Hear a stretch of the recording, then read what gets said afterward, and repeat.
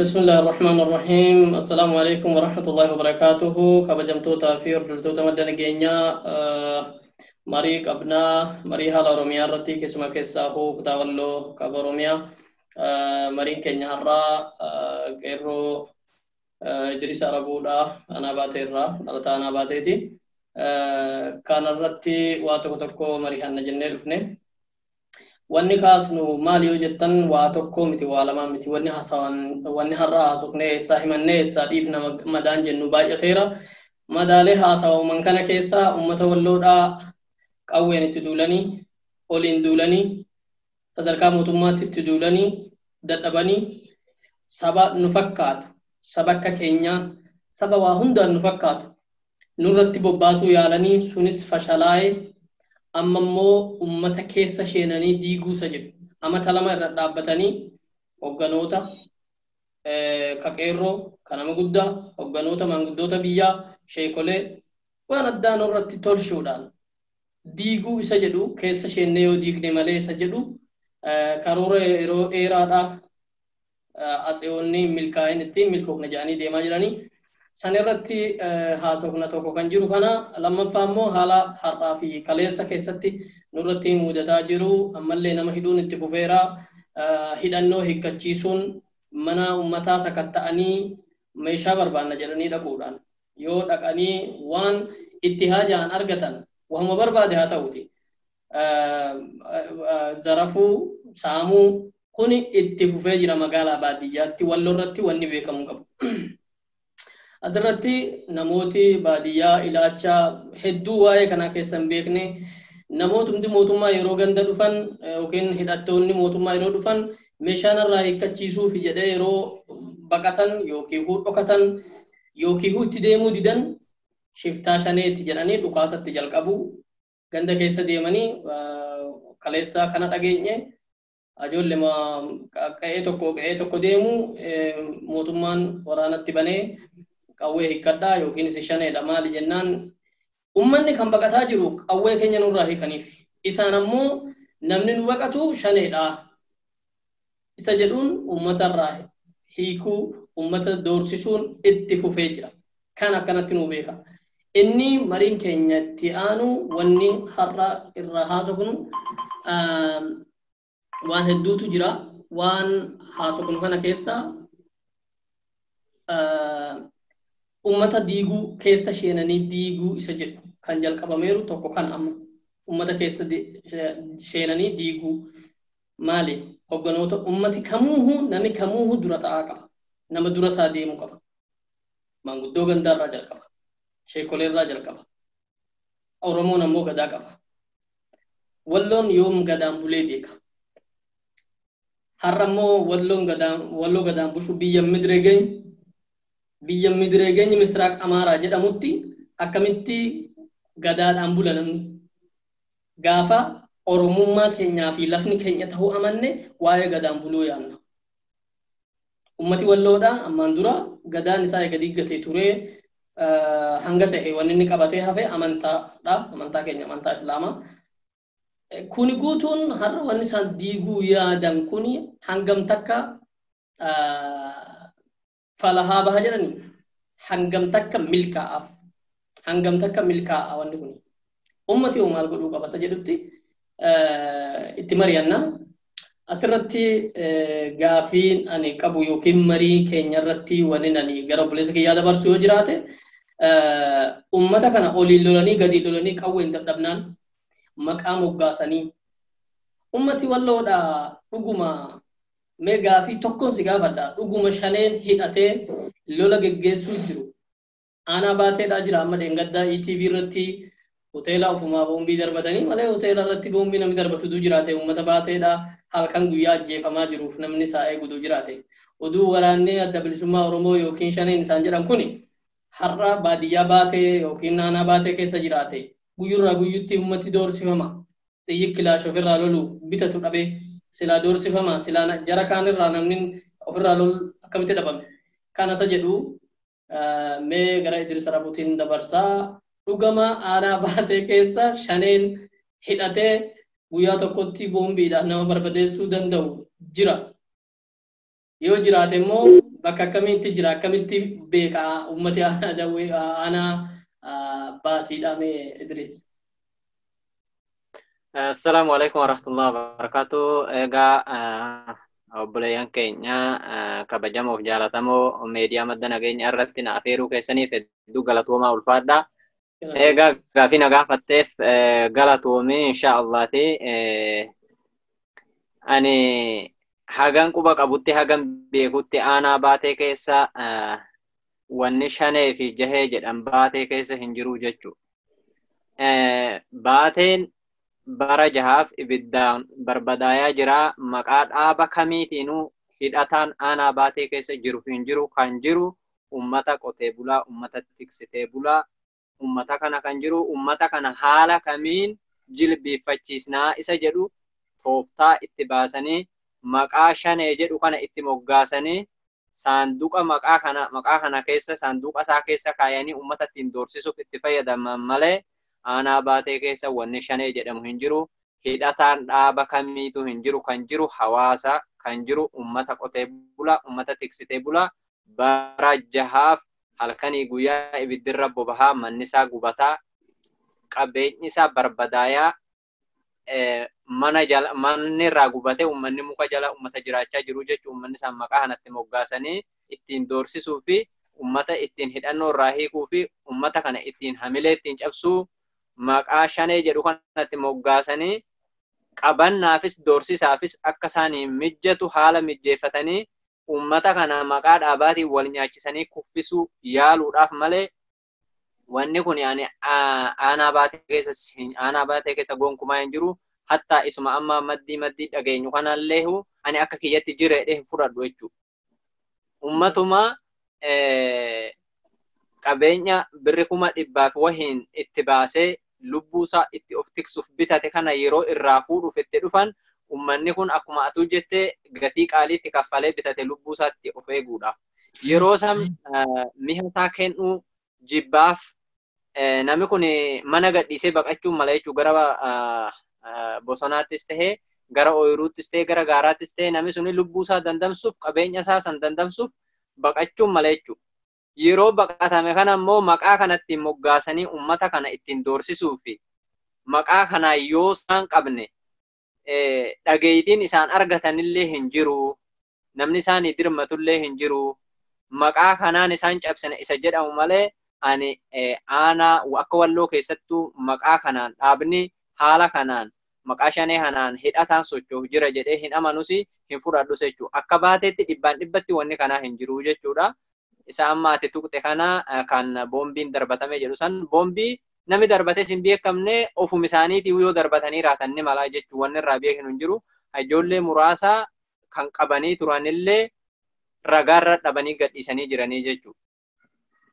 Ijoollee muraasa akkan odeeffannoo qabutti haga nama meeqa akka ta'e haga nama 6 ol mokkana maqaan dadhayanii ijoollee qabanii turanillee ragaarraa dhabanii akka gadhiisanitti hin dhagayaa jira. Garuu maqaa kanaan kana durallee akkanum ofumaan walitti darbatanii liyyuu poolisii irratti darbatame jedhanii ummata tumaatii hamaa tumanii doorsisan jechuudha. Kuni waan baatee qofatti mee waan bakka hundatti deemaa jiru. Kun moggaasa maqaa isaan itti moggaafatanii ummatatti cabsan malee aanaa baatee keessa kun hin jiru. Ummata ibiddaan gubachaa jiru kanaan kana jechuun rabbi birattis nama birattis qaanyiidha. Gara boodaatti illee seenaan itti nama gaafataa jechuudha. Waan namni hin qabne nama moggaasanii ummata kana itti shororkeessuun har'allee borullee seenaa jalaa hin bahanii ofa yaadatanii jedha. Ayyee gaa Idris kuni kan kana ta'e namuu ni beeka. Namuu kana ni beeka. Wallaala isaan qabu. Namni wallaala kanaa dhaben jiru akka hidhattoonni akka sanaa isaanii kuni akka hin jirre ummati walloodhaa immoo aadaa isaatti walloo qophaa miti. Naannoo Amaaraa meeshaan amma hanga raayyaa ittisa biyyaa Itoophiyaadhaa qabu yoo warra gurguddaa san bakka dhoksan dhaban malee ni qaba. Kanaafuu waa'ee ittiin doorsisa baafachuudha akkastu jira mala kanatti isaan roobe amma mala akka sabaatti reebuu akka biyyaatti aanicha jiksina yookiin godinicha jiksina jedhanii ka'anii jiksuu dadhabanii kara biraatiin amma mala biraa uumatanii ka'an. Akkuma ummata Oromoo jiksuuf yookiin ummata Oromoo diigna jedhanii kallattiidhaan gadi bahanii Oromiyaa naannoo xixiqqoo godhanii of jala bushuu ni danda'ama jedhanii akkuma ka'an. Uummata Walloo immoo diddiignee wal dhabsiifnee achii booda waggaa isaan walitti darban malaayikaa taanee fi maanguddummaadhaan gadi baanee lakkii namni bushuu qabu abaluu nama Itoophiyummaatti amanuu jennee Oromummaa kanaa balleessina jedhanii warri kaan ammoo uummatumti kunuu abbaa lafaati miti lafni Misraaq Amaaraadhaan Misra Gany jedhama maqaan isaati uuma kamisa jedhama hin beeknu warri jedhu duduuba isaanii jira abbaan mootummichumaa humarraa jiru kana ni beekna warra akkana jedhu asirratti inni keessaa diiguu jedhamu hoo eessaa dhufe inni keessaa diiguu jedhamu kuni malli tooftaan akkanaa eessaa dhufe naqarsi guddaan kan amma Oromiyaa irrattis kan dalagataa jiran uummata Oromoodhaa ittiin diiguu jecha maqaatti hiranii takkee fi shanee jedhanii maqaatti hiranii gaafa duraa akkuma nama kaanii Oromoon araaraaf mormitoota Oromoo mormitoota Itoophiyaan qabdu keessaa mormitoota Oromootu irra dhihoo ture. Mormitoota irra dhihoo jechuun gara araaraatti yookiin gara biyya isaaniitti deebi'anii misoomaa fi badhaadhina isaan har'a nu himan kanatti deebi'uudhaaf. Yoo mirgi isaa kabajame akkuma Itoophiyaa kamii mirgi isaa kan kabajamu ta'e. Yoo uummanni Oromoo warri morma jedhame sun dhibbatti immoo gara kanatti garagalee eenyu maqaatti dhaanii hidharre. Bakka tokkotti boombii darbatanii namoota hidhanii hidhaatti guuruu, bakka tokkotti badii wahii balleessanii hidhaatti guuruu, abaluu ati ni fannifamtaa mata 30 hamma 50 hidhamta jedhanii ni qotee bulaa waan akka hin beekne. Mata 50 hidhamuu irraa 30 jiraadde irraa 50tti dabaladhee 90 mana hidhaa yookiin 80 mana hidhaa ciisuu irraa bosonan sheena jedhee qawwee isaa kutatee deema murtii tanaa ol hin danda'u inni qotee bulaa waan akka hin beekne. Yeroo inni sheenee shanee biyya shaneeti biyya shaneen akkana jedhu jedhee akka ganaa duula banuu nama hidhuu barbaadaniiran achitti inni bosona sheena jedhanii asii obboleessa isaarratti mana diiguu gubuu hidhuu jilbiiffachiisuu namni mootummaa mormuu fakkii akka godhatu namni akkana waliin jechaa jiran har'a. Mucaan maaliin kuni kan waa tokko dalagee hin beekne warraaf kinoo akkana isaan godhe of beekuun kana gurbayyoon kun akkamitti maatii isaa battanee maataa seenee kinoo amma uummata akkana goosise oo adabaan taa'ee hanga jedhanii wal aalatuu bira hanga gahamu kana kan barbaadanii jedhanis kanaaf har'a kanatti seenan ummata Oromoo hundumaaf kana qopheessaniiran isaan Wallaggaa qaamii hidhata jira jedhanii ciroo fi galamsootti nama hidhanii tumuu ajjeesuu waan barbaadan godhu gaafa barbaadan gadi bahanii halkan boombii darbatanii shaneetu edaas darbatee abalus dheengadda shanee baarsuu ture abalus shanee komadhu jennaan dideera abalus waan qabu qabaa jedhanii namoota hunda guuranii hidhaatti kan dalagan ofii kan ammoo har'arran dhufne ummati Oromoodhaa duruma beeka obbodiyoon maal akka gootu maqaa qayyarataniif abintaan isaan har'a maqaa aduu gara gaariitti illee qayyaratanii ammas gara nama guddaa nama diktaatorummoota guddaatti qayyaratanii haa ta'uti karama kamiinuu kuni hoo hamma kam isaanii milkaa'aasa jedhu itti deebinameehi kuni hammam Walloo irratti akka aanaa keenyaa irratti akka godina keenyaa irratti kutaa Walloo kanarratti diiguudhaaf uummata Walloo cunqursuudhaaf hedduutti dhaabbataniira. Kanarratti hamma tooftaashiin amma dhufte tuni hamma biyya gadhiisaa deemaa jechuudha. Hamma biyya gadhiisaa deemaa jechuu bira gahan jechuudha. Warri maatiin keessan keessaa namni mormituu ta'e yookiin warra amma bosona seenatti makame biyya kana gadhiiftanii akka deemtan jedhanii akka beellamatti kennanii rafaa dhageenya. Tuni yoo kan maalirraa kaate? Mee hanga kam milkoofti immoo hanga kam kuni ummati Walloo hanga kam beeka kana hanga kam milkoofti siin jedha Idris. Bitannee isa tokko ofi qabnee bitannee ofi qabnee isa tokko immoo gaffaanee diina isaa goonee ummatum kana lamman wal nyaachisnee yoo tooftaa kanaan ite malee ummata kana cabsuu hin danda'u isa jedhurraa kan ka'e abbaa gadaa jedhanii yookaan immoo sheekaa jedhanii manguddoo gandaa jedhaniiti ummata kana harka qabatanii jechuudha. Ummata kana keessaa warra quuqqama sabaa hin qabne adda baasanii waan beekaniif warra quuqqama sabaa hin qabne san keessaa filataniiti ofi qaban jechuudha. Amma kun immoo obboleessaaf obboleessa walitti diina godhee nama leematee tokkorraa wajjin nyaachaa ture. Akka namni sun wal shakku akka namni sun wal basaasu akka namni sun iccitii ollaa isaatii fuudhee isaanii kennu irratti san irratti ijaaraniiti of ijaaranii ummata kana wal diigsisuudhaaf wal lolsiisuudhaaf kaayyoo isaaniiti. Kuni tooftaa isaan ummata kanatti jilbifachiisu yaalu jiranii kun immoo ni milkaa'eessa jedhu abdiin qabu jechuun waan inni milkaa'an jedhee waan shakkuun qabu jechuudha. Maaliif ummanni keenya lolas ta'ee saafaariyaan mihee roorroos ta'ee saafaariyaan mihee jechuudha. Yeroo dheeraadhaaf irra ture amma yeroodhaaf nama burjaajessanii namni miira keessa sheenee karaa isaan fedhan san tattaaffachuu yookaan immoo nama tokko ofii tuqanii akka namni sun baqatu godhanii wayti namni sun baqate maqaa barbaadan itti moggaasanii arihanii qabuuf yookaan immoo biyyaa baqachiisuuf karaa isaan baafatan jechuu kun nama isaan dura dhaabbatu halkanis ta'ee guyyaa yaadaanis nama mormatanii moohachuudhaaf ummanni yaada isaanii irraa fudhachuu dide ammoo dhugaarra dhaabbatanii ummata kana tajaajiluudhaafis dhugaa of harkaan qabanii waan olii ajajame san waan hojiirra oolchaniif ummanni keenya immoo ajaja olii isaaniif kennamu san irraa waan hin qeeballe waan beekaniif ummata kana akkamitti humna isaanii laaffisna akkamitti isbassuu isaanii wal nyaachisna isa jedhu karoorfatanii abbaa gadaa jedhanii walloon egaa gadaan buluu yookaan immoo sirni gadaadhaa walloo keessa diigamee oolee bubbuleeraa jechuun maaliif gabrummaan Oromoof Oromiyaa irra dhufte tun awwal marraa yeroo jalqabaatiif walloo irra dhufte jechuudha. Dura walloo cabsaniitiif booda Oromiyaa ceehan jechuudha.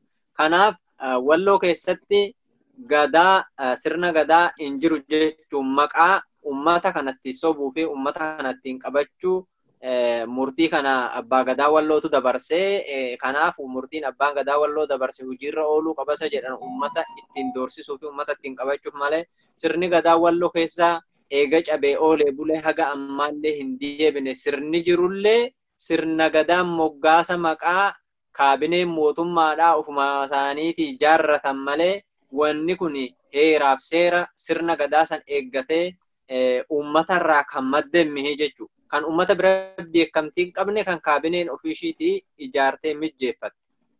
Kun immoo dhuguma sirna gadaati yoo jenne hin ta'u jechuudha. Sirni gadaatii fi heeraaf seerri mootummaa garaagara jechuudha. Sirna gadaa tahee waa'ee gadaa tahee mootummaan ijaaruu hin danda'u. Kan ijaaruu danda'u ummata jechuudha. Isaan immoo waan kana wanni ijaaraniif ummata maqaa kanatti moggaasanii akka ummanni kun nama jaalate filani dura buusanii filanii kanatu abbaa gadaa keessanii hottaa qabadhaa yoo jaalattan jaalata yoo jaalachuu dhabdanis dirqii fudhadhaa isa jedhu jechuudha. Kun immoo ummata keenya bira fudhatama akka hin qabne waan beekaniif maqaa kanaatiin ummata ittiin doorsisuu fi ummata maqaatti moggaasanii ittiin nyaachuu fi wal nyaachisuu ummata diiguu itti yaalaa jiran jechuudha. Kun immoo ni milkaa'an isa jedhu abdii hin qabu jechuudha. Inshaallah biiznillaahi hin milkaa'an illee ammaaf immoo ummata roorrisuu fi ummata doorsisuu kana silaa dhaabanii booda seenaanis ni gaafata isaan guyyaan darbu gurran dabarre ofirra dhiisuu isoo dhiisaniitiin jedha jechuudha. Kun hin milkaa'an jechuudha. Gonkumaa walloon lollinis isaaf haari'amee roorroonis isaaf haari'amee hidhannoo irraa hiikuunis walloof haari'amee jechuudha. Walloon du'ees du'aasaa qarbateetuma yatiimni suni gosa keessatti ganda keessa guddattee bakka abbaa buuti malee abbaan du'e yookaan obboleeyyan du'e yookaan immoo manni diigame manni gubateef walloon buqqa'eetis bakka deemuu ka'e hin qabu jechuudha. Manni gubannaanis isaaf haaraan miti diinni gama gadiitiinis dhufee gubeeraa gama oliitiinis dhufee gubeeraa garuu ummanni walloo waggaa 400tiif manni gubates namni gubates buqqa'ee bakka deeme takka illee hin qabu har'allee hin deemu jechuudha. Yaanni isaanii immoo karaa tafa malee milkaa'u inshaallah. Hayyee egaa hin milkaa'u namoonni amana kana hin milkaa'u yaanni isaanii kan milkoofne namoonni amana kun eenyurrattuu kan milkoofne namuu beeka oduu kan milkaa'u ta'e walla jilbiiffachiisanii karaa ofii fedhan oofuun osoo kan milkaa'u ta'e abbootiin isaanii hedduu yaalaniiranii hanga xiqqoo eenyummaa ofirraa fachiisuu bira gahan garuu harkaa buusuu dadhabanii eenyummaa walloodha afaan illee yoo irraafatan eenyummaa walloo tokkoffaa amantii irratti kan uumame uummanni amantii tokko qabuudha. Walloo keessa Oromoo qofaa miti sabni biraas akkuma jiru walirratti hanga barbaachisan yoo hin doorsifne jedhan ofumaa darban malee waa godhuu kan dandeenya ammaan dura yaalameera. Garuu ummanni maal baratuu qaba kanarraa isa jennu immoo yoo duubatti gara gallee gara seenaadhaa yaadne ammaan dura ummati walloodhaa eega isaan gadaa Oromoo diiganii biyya Oromoodhaa walloorraa jalqabanii weeraranii yeroo namni mana amantii jala bulu amantii tokko jala Itoophiyaanonni waaqeffataa musliimoota keessumaa keessaa musliimoota irratti waan isaan dalagan lafa walloo irratti muslima yookiin amantii islaamaa balleessanii amantii kaan jalatti akka biyyaatti akka bulamu amantii kaan jalatti akka bulamu yookiin dirqiin amantiin gara sana akka jijjiiramu yaalii isaan godhan hedduun hanga har'aa otoo isaanii hin milkaa'in hafe. Achirratti warra kaan ololuudhaaf amantii fi waa'ee akkasii kana fayyadamu hanga har'aa amantiidha fayyadaman. Amma immoo Oromoonni dheebuu Oromummaa qabanii dheebuu uummata Oromoo isaaniitti makamuuf dheebuu eenyummaa isaaniitii buluu qaban irraa ka'anii yaadanii taraa ammaa immoo abbaa gadaa jenna. Ammaan dura sheekolee ture. Ammaan dura wallorratti sheekoleedha ture. Sheekolee wagga jennu aalimoota muka jalatti yuunivarsiitii Islaamaa nu baasan muka jalatti kumaatamni irraa baratee har'a bakkattoo gurguddaatti ustaaz abaluu jennu kuni irra baay'inni isaanii muka jalaa eebbifaman sartifikeetii muka jalaatiin. Garuu sartifikeetiin muka jalaa sun gariin eessa isaaniin gaheera har'a olomaa akkasii hin baannu.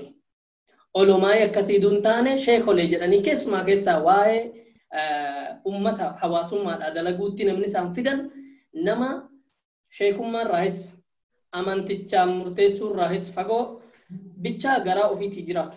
Ammaan dura seenaa Oromoo keessatti araara jedhanii ammas ummati keenya waan eeggatu qabu. Araara jedhanii ummati keenya amantii isaa waan kabajuuf islaamummaa isaadhaa waan hunda dura qabatuuf ummata mootummaatti akkuma kana ka'e dheengadduma isa dura bara dhibba meeqaan haasofnu Haayile Sillaaseen abbootii keenya akka nuu himanitti seenaan barreeffamee jira.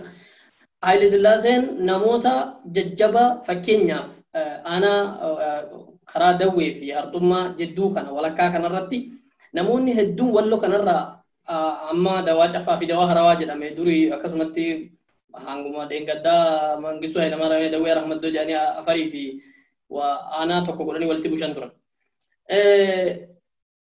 Namoota jidduu kanatti humna godhanii mootummaan qabatullee dadhabee bushuu dadhabe maal godhe araara goonaa jedhee waame araara sanirratti shiftoota qabuu tooftaa qabataniiran isaa shiftoota jedhanii nama biyya ofii irratti dhaabbatee mormu hundi shiftoota isaan biratti dhaabbatanii uummata sana akkamitti qaban aduu gaaf tokko namoota jajjaba mataa uummata wallootiif tahanii mootummaa abbaa irree sana ofirra loluun beekaman sheekolee gurguddoo maqaa qaban biyya keessatti isaanitti ergatanii araara barbaannaa jedhanii araara sanirratti yoo xiqqaate namoota 30 namoota gurguddoo irreedhaan kan fuulaan wal arguu hin dandeenye wal ajjeesuu malee waraana isaadhaa qopheeffatee ummati keenya ummata gama kanatti gama amantii kanatti gama sheekolee kabajuu kanatti isaanuma beekumsanii araaratu nu dhufe jedhanii isa dides dirqiin firaan qabanii waamanii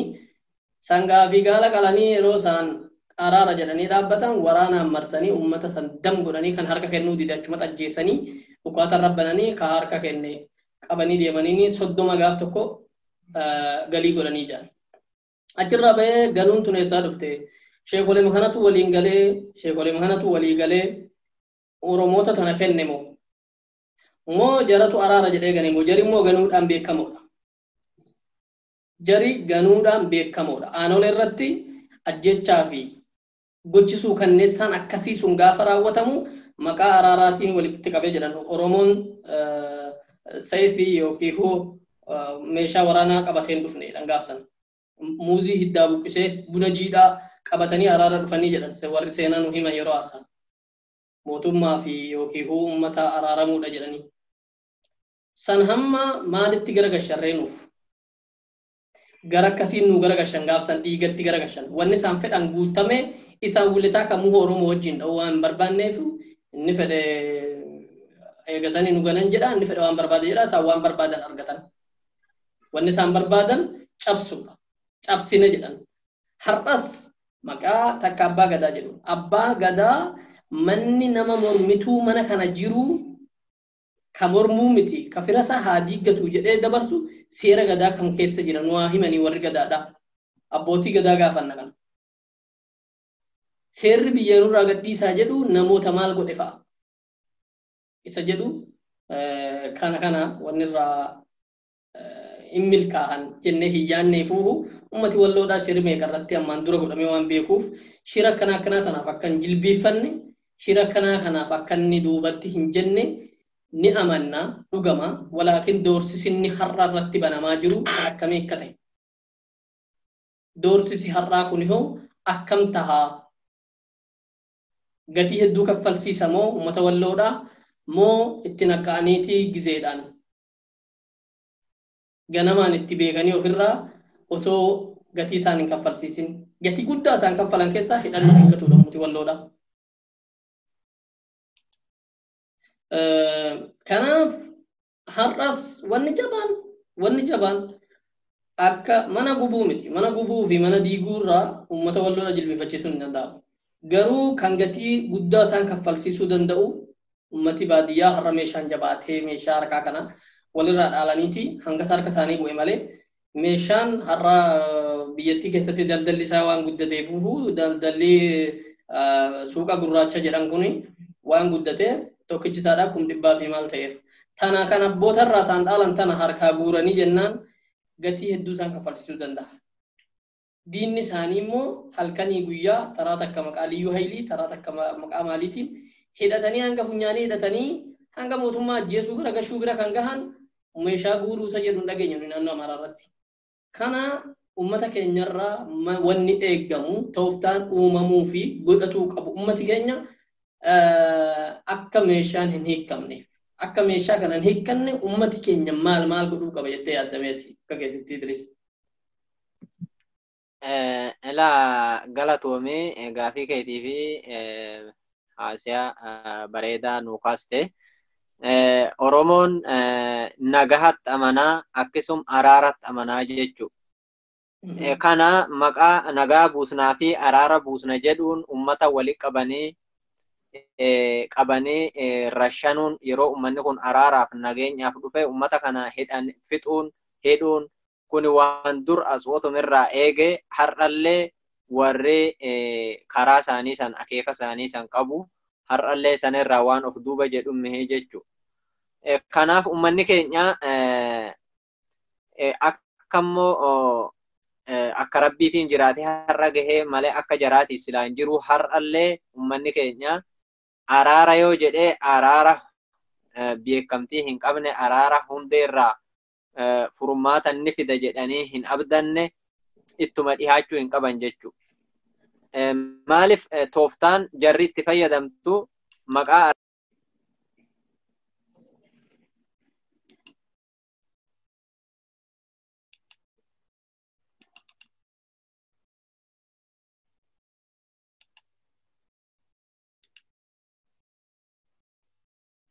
Hayyee sagalee sirreessi sagalee sibira dhagahamatti fakkaata. Hayyee ni dhagahama. Kanaaf uummanni yeroo hedduu waa'ee sabsabaa yookaan waa'ee walgahii waa'ee araaraa kanarratti tooftaa hedduu fayyadamanii tokkoffaa nama barbaadan nama isaanii jilbeeffachuu dide achi keessa qabatanii inni lammaffaa immoo nama hidhannoo qabu hidhannoo isaa san achitti irraa hiikanii sadaffaa iccitii achi keessaa guurratanii jechuudha. Kanaaf tooftaa isaan uummatatti diigan kana keessaa akka jaarraa abbaa gadaa jedhe uummata tana yoo ittuma dubbachuu dhabne zimuma jenne biyya kanaa ni godaansinaa jedhe. Kanaaf wayitii uummanni kun callisee riphisee iccitii uummata kanaas dhabanii karaa uummata kana itti sheenaniin dhaban waa'ee araaraa kanaa fi waa'ee nageenyaa kanaan dhufanii jechuudha. Takka manguddoo isaanii wajjin wal fakkaatturraan dhufanii takka sheekolee isaanii wal fakkaattu sheeka dhugaan baannu biyya kee armarratti sheeka isa ilmii qabu isa uummataaf yaadu isa karaa sirriirra jiru san hin baannu jechuudha. Sheeka maqaa ka dandeettii hin qabne kan garaadhaan bulusan sheeka akkisiisan qabataniiti maqaa araaraatiin dhufanii takka ammoo moggaasa amma moggaafatan kana maqaa abbaa gadaa jedhu kanaan maqaa nageenyaa kana moggaafatanii dhufanii achi keessatti ummata kana hidhannoo hiikkachiisuu qabu doorsisuu iccitii ummata achi keessa argachuu wanni isaan araara kanaaf fayyadaman kana ummanni keenya kanarratti of eeggannoo godhuu qabaa jechuudha. Araara yoo jedhan araara jibbaa fi doon taane araarri kun araara dhugumaan hundeen isaadhaa bakka sirriitii ka'e dhugumaan araara toltiidhaaf yaaddame ta'uu qabaa jechuudha. Yoo san hin taane araara jedhanii kan amma eessaa ka'ee eenyurraa dhufee dhuguma araarri kun fakkeenyaaf araara daangaa jechuu danda'anii araara kaabinee fi mootummaa jidduu walitti bu'iinsa dhufe kana jechuu danda'anii kun dhuguma araara hundeen isaadhaa gadi fageenyaan dhugumaan araaratti yaaddamee karoorfame isa jedhu uummanni hubachuu qaba jechuudha. Yoo san hin mirkaneeffatin ani akka kiyyatti hidhannoo qabaachuu dhabe araarumsan irrattuu dhihaachuun qabuun jedha jechuudha akka kiyyatti. Jarri waan kana yeroo dheeraadhaaf itti fayyadamaa turte maqaa araara kanaatii fi maqaa nageenya kanaatiin qabanii nama qabachuu dadhaban akkasii qabanii akka seenaa dhageenyutti baatee keessattis sibiilli tokko ni jira yoo agartee raatte gabayaa walakkaa alikaarree jedhaniini. Sibiilli suni nama ittiin sibiila fannoo sanirra kan guyyaan gabayaadhaa namatti ijjeessanii namatti fannisanii itti sodaachisaa turan jechuudha. Nama qabachuu dadhaban akka araaraa kanaa fi manguddummaadhaan qabataniiti gabayaa keessatti illee uummata warra fannisaa ture jechuudha. Kanaaf uummanni keenya of eeggannoo godhuu qaba. Araarri isaanii kun amma waa'ee araaraa kana kaastee waan yaadachiistee jechuudha. Akka aanaa baateetti bara waggaa har'aa dura wanni araarri takka uummata Affarii fi araara uummata Oromoo dhamee baatee irratti qalmi qalamee Ustaaz Ahmaddiin Jabalfaa Hamzaa Booranaa fa'aa hayyootiin hedduun Finfinnee irraa dhufanii wayitti baateetti afeerraa sun godhame gama Afariitiin waa'ee araaraa kana tooftaa araara kanaan namni ittiin wal cabsuu fi ittiin wal attaallalee ittiin wal nyaachuu kana jarri waan keessa beektuuf gaafa sangaa uummanni keenya dhugumaan araara jedhee eegaa ture. Jarri araara san fashaleessite jechuun nama muraasa manguddoo muraasa ta'anii dhufanii uummanni kan didee araarri sun fashalaa'e jechuudha. Sanii asillee samaraa bu'anii araara jedhanii sunillee fashalaa'e. Sanumaa as yeroo sadaffaaf burqaa akkasuma kusuralee bakka jedhanitti araarri kun itahee gaafis immoo fakkeessanii uummanillee walitti dhufee uummata lammanillee waliin makanii harka wal fuusisanii akkuma isaan bakka araaraa san jiraniin gama takkaan qawween dhufa ammoo waasi ajaa'ib. Warri wal lolu lammaa'uun ammallee walitti dhiyaa jira kan araaramu warra magaalaatii fi warra magaalaa warra walitti dhukaasne jechuudha. Kanaaf wanni araara kanaa sirriitti gadi fageenyaan hundeen isaa eessaa ka'ee dhuguma araarri kun araaramoo tooftaa uummata ittiin attaallalanii uummata ittiin dagachiisanii isa jedhu uummanni keenya hubachuu qabaa jechuudha. Haga ammaallee wanni araaraa sun gadi fageenyaan hin dhaabbanne karaa daawwitiinis akkasumatillee ni beektaa dhihoodhum kana rabbi isaa rahmatu bakka eega isaaniifaan isaanii Sheekh Ahmad wareegame sanii as araarri bu'e jedhame sanuma asillee lolli deebi'ee ka'e jechuudha. Kanaaf araara isa daangaa tahee isa gama mootummaatiin dhufu ta'e uummanni keenya dhugaa araarri kun hundeen isaa eessaa ka'e isa jedhu hubachuu qaba. Isee bakka san hin deemin hubachuu qabaa jechuudha. Kanaaf araarri kun waan hedduufis nama saaxilaa akkuma bu'aa qabu miidhaas ni qabaa jechuu barbaadeeti. Amma asirratti inni biraa maali yoo jette waa'ee araaraa kanarratti araara akkamitti itti fayyadama mootummaan Itoophiyaadhaasa jedhu yoo kaafnu araaraa fi abboo gadaa sheekolee jedhanii nama sannuu kaahanii fi nama silaa ummati qeebalu yoo laallee araaraati gaafas jettu san namni hawaasni jaalatu keessumaa keessaa mootummaan nama hawaasni jaalatu akka waan akkasii irratti dalagu waan ummata bu'aa qabu akka inni dalagu ne eeyyamu. Nan yaadadha. Gaafa amma araara aanaa baatee jettu kana uummatni jaalatu kan miidiyaa irraa hin dhabamne kan namoota sheekolee gajenne gosa qabdi. Sheekolee haqaa ka uummata kamiifuu faayidaa dhuunfaa takka malee uummataaf yaadu Ahmaddiin Jabal Ustaz Ahmad Jabal naannoo Afarii deemee isaanii waliin waa hedduu waa'ee seenaa inni qorataa seenaatti durumaan waa hedduu haasa'e achi deebi'ee immoo ummanni kuni ummata kaaniin wal dhabbii qaba. Ummati kunis keenya isa jedhuun achi deemee Hamzaa Booranaa dabalatanii dhufan. Gaafa isaan araara tana eelammaan guddoo biyyaatii wajjin shirri biraa xaxamaa ture.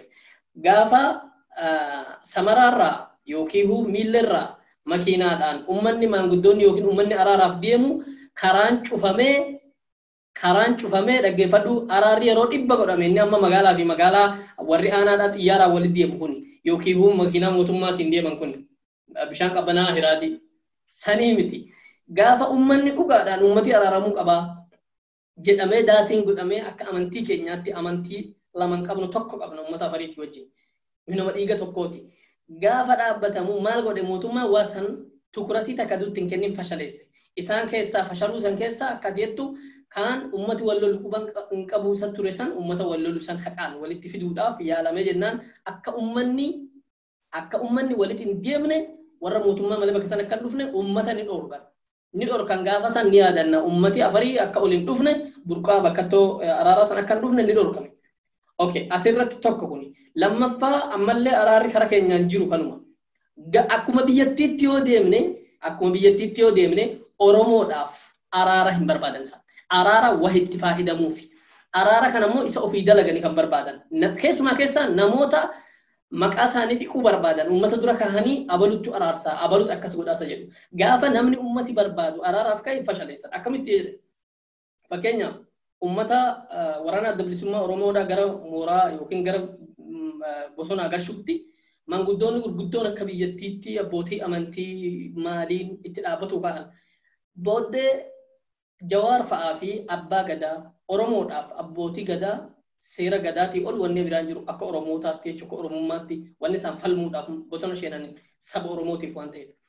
Mootummaan irra jatee san dubbii taphaa otoo nama lamaahuu namni wahiif ergate abbaan qabeenyaa tokko ergate waan haasawaman dhageessan waan akkamitti akka isaan kuffisan akkamitti akka isaan abbootii gadaatii ulaa biiroo banuu didanii konkolaataa lamaa fi nama meeqaan lakkaa'amu maalitti kennanii akka isaan akkas godhan tukuratti takka waa takka kallattii xiyyeeffannaa takka ittiin godhin wanni sun akka fashalaa godhan araara mootummaan araara dhugaan barbaadu oduu maanguddoon haqaa dhaabbattee amma saboota walolan kan inni araarsine jedhanii irra ejjetan isaaniin ammoo araara yoo jedhaniin hin dhibu isaan maaliif jalqaba dhaqanii warra mootummaa achi bushuu jiruu fi warra asii bushuu jiru walitti waamanii jedduu kana warri jimaa fedhu jira gaafsan jimaan kam naxaa qabamee bahama kaan ammoo hisaabii mootummaarraa rakkoon jiru warri jimaa qabamuu fedhu gaafas achi walitti qabamee mootummoonni wajjin footoo ka'ee galaa warri kaleessa manirra gubate kan obboleessi irraa du'e haadhi manaa ilmaan jaha dhiisee abbaan irraa du'e teessee boo'uu jirti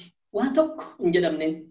Warri kaleessa namirraa du'e taa'ee boo'u jira kan ajjeese kan du'e wal eeggatu jira qawweedhaan sanittuma dhiisanii ofuma ta'anii akka namni wal ajjeese biyyuma keenyatti karama fedhe yoom oduu daasiin du'aan diggatiin torban tokko keessatti wal lolamee lolli godhamee lolli ammaan dura gurguddoo godhamteetti fakkeenyaaf ani fakkiin si hima akka dawweetti inumaa gara daangaa keessanii kana awwaaree bakka jedhamutti fa'a yookiin xuuxee bakka jedhamu lola ammasallee haroo jedhan haroo ka garanaa quranee salaamaa kana lola hedduu walitti geggeessee beeka ummanni kuni.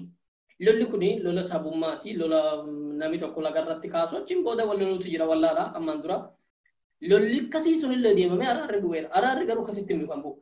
Ji'i tokko ji'i lama taa'amee walirraa taa'amee namuuhuu madaasaa gogfatee ni dhaame. Inni du'e hanga tahee boocha isaarra darbamee sheekoleen gama lammanii waammamtee abbootiin amantaa waammamanii jeddu galeessa biyyarra wal lolamee sanitti bahamee maanguddoo isaan kunis kabajan qabamee akkasitti araaramama. Gaafa xiqqoo ture baatii tokko lama ture.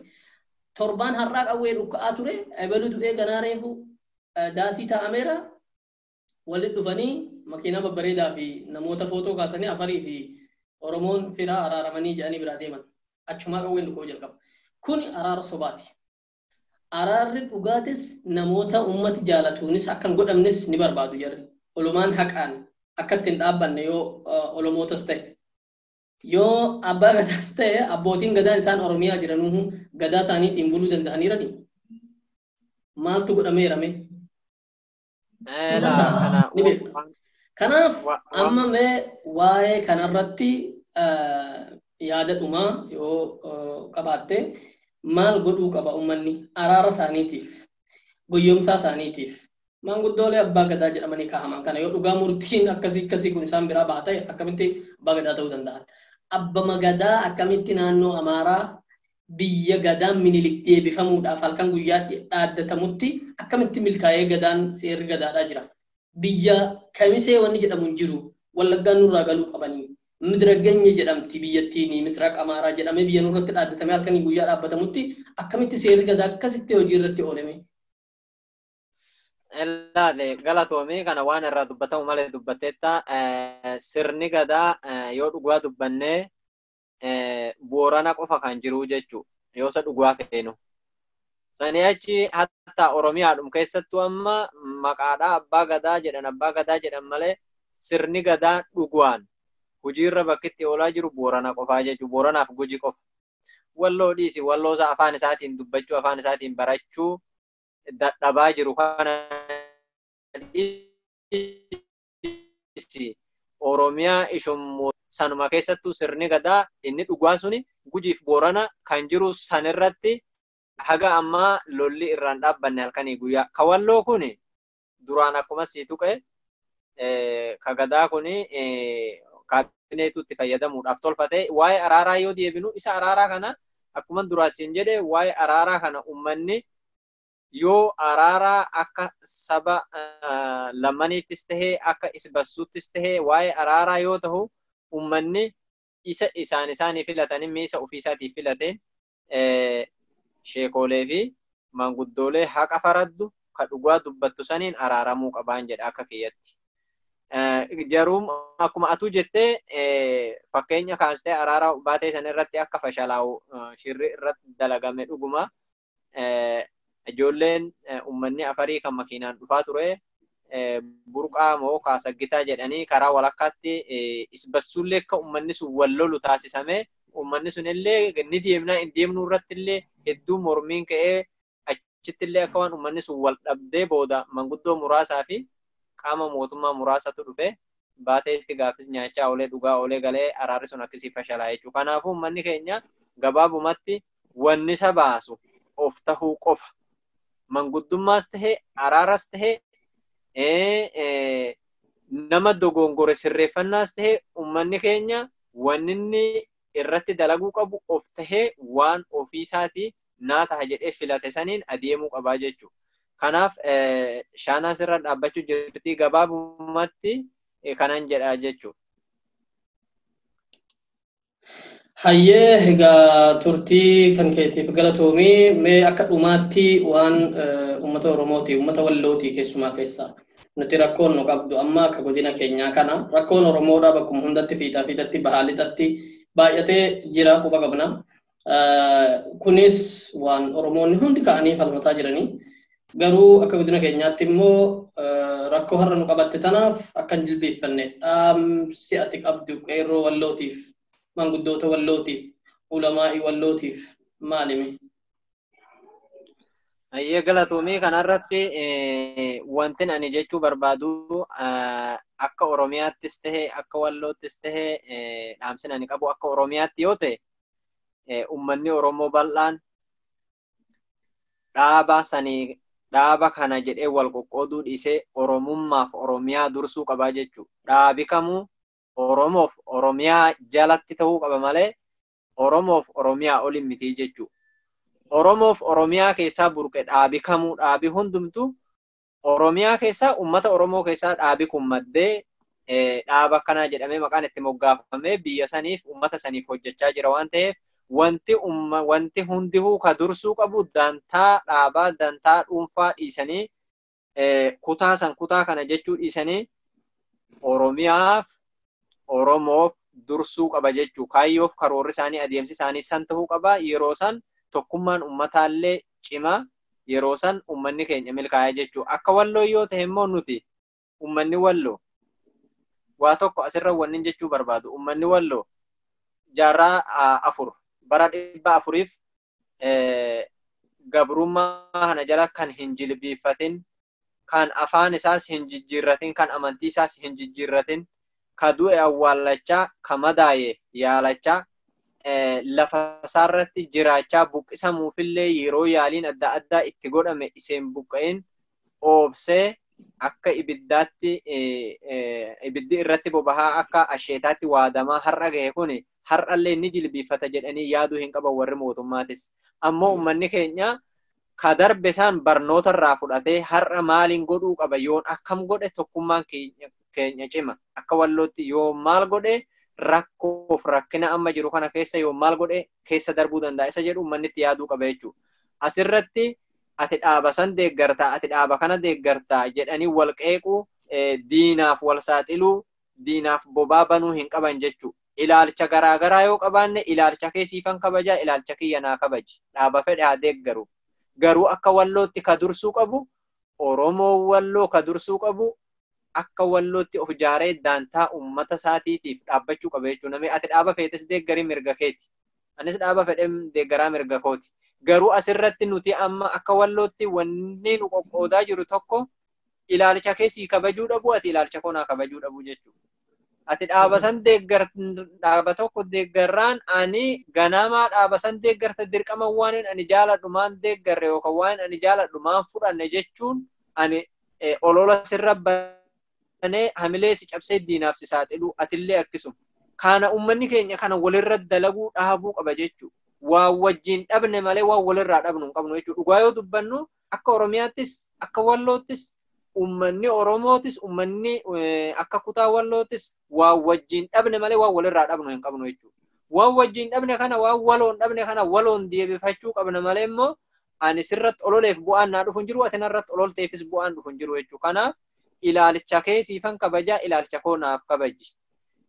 Wannan ani jechuu barbaade kanarratti dhaaba feete deeggarii dhaaba fedhan deeggara garuu dhimma walloo irratti dhimma uummata keenya irratti dhimma daangaa keenya irratti tokkummaan harka wal qabanne kan nu baasu uummanni walloo dhaaba hedduu keessattis deeggaras godhee wareegas kafalee garuu maqaa walloo gootota walloo hedduu kan dhaaba hedduu keessa wareegaman namni maqaa dhee ol kaasee yaadatullee hin jiru jechuudha. Garuu wareega hedduutti kaffalanii har'a meegoota walloo yeroo maqaan isaa dhaamu eenyu dhageesse?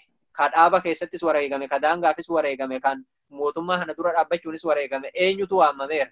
Kanaaf uummanni keenya walloo dura dursee maashashiin namaa ta'uu hin qabu jechuudha. Nama ibidda ittiin cabbatan ta'uu hin qabu uummanni keenya jechuudha. Of beekuu qaba. Har'allee borullee of beekuu qaba. Nama ibidda ittiin cabbatan nama akka mihaatti itti fayyadamu ta'uu hin qabu jechuudha. Dhimma uummata isaatiif har'allee borullee dhaabbachuu qaba.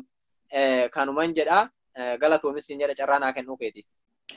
Hayyee dubbii jajjabduu dubbattee waan waloon dhabnetu baay'ataa waan walirraa dhabnerraa jettee Idris Arabuu galatoomii asuma Riyaadirraa turtii waliin turreeffarraa hedduu galatoomii asirratti dubbii ijoo kaafteettaa ummati walloodhaa dhaabaaf jecha wal jibbuu yookiin dhaabaaf jecha wal qeequun dura ofiif ta'uudha qaba.